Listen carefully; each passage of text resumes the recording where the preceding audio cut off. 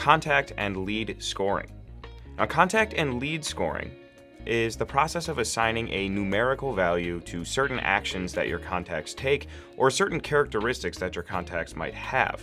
It's a system that awards or deducts points from an individual contact based on what they do, who they are, or what they don't do. It then shows you this score. It notifies you when a score gets to a certain point, and it helps you make decisions on what to do next for that contact. Scores, like in any game, they only really make sense if you have rules and goals, and lead scoring is no different. So, let's say, for example, you only know the rules to soccer or football, for those of you in literally anywhere other than the United States in the world. If you only knew that game, if you only knew soccer, and then all of a sudden you saw the score of an NBA basketball game, you didn't understand the rules or the goals, you'd probably be really confused.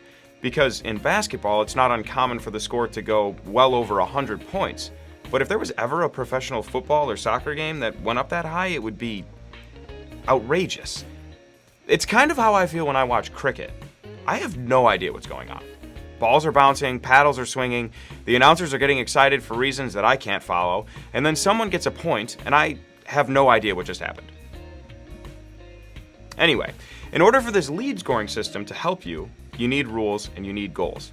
You need an understanding of those rules and goals. So let's break that down for a second. A lead scoring rule is it's an if-then type statement, right? If a contact visits my pricing page 3 times in a 24-hour period, then give them 10 points. If a contact unsubscribes from my list, then take away 25 points. If a contact doesn't take any actions for 3 days, remove 10 points from their total score. If I'm a localized business and the contact is in Chicago, which is where I'm at, give them 20 points. Rules. Now, your goal here is to accurately gauge the interest and customer fit of your leads using these rules. So, back to the sports analogy, think about a sport. Whomever can operate the most efficiently and effectively within the rules of the game usually wins, and winning is the goal.